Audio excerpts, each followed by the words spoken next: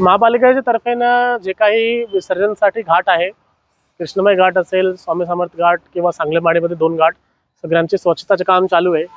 कारण आता पूर ओसरल्यानंतर आम्हाला पूर्ण घाट परिसर स्वच्छ करावा लागेल. त्या ठिकाणी आम्ही मूर्तीदान केंद्र पण स्थापित करणार आहोत. त्याच्यासोबतच पार्किंगची व्यवस्था आणि विसर्जनच्या चांगल्या व्यवस्था हे सगळीची कारवाई चालू आहे. स्वच्छतेसंदर्भात कृष्णमय घाट, स्वामी समर्थ घाट ह्या ठिकाणी स्वच्छतेचे काम चालू आहे. सांगलीवाडी घाटला पण स्वच्छतेचे काम चालू आहे.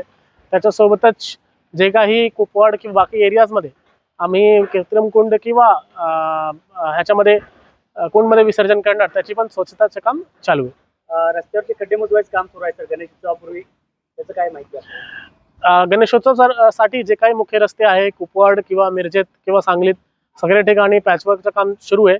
कारण पाऊसमुळे आम्ही डांबरचा पॅचवर्क करू शकत नाही, परंतु WBM आणि मुरमाची पॅचवर्क करून रोडचा सुव्यवस्थित करण्याचे काम चालू आहे. गणेश भक्तांना काय आव्हान राहील तुमचं आता 2 दिवसाचा उत्सव आहे? गणेश भक्तांना मी फक्त एवढंच म्हणेल की शासनाचे जे काही नियम आहे त्याचे पालन करा. कुठल्याही परिस्थितीत विना परवानगी तुम्ही मंडल वगैरे लावू नका आणि जे काही आपल्याला सोयी सुविधा लागेल त्याच्याबद्दल महानगरपालिकेला संपर्क करा.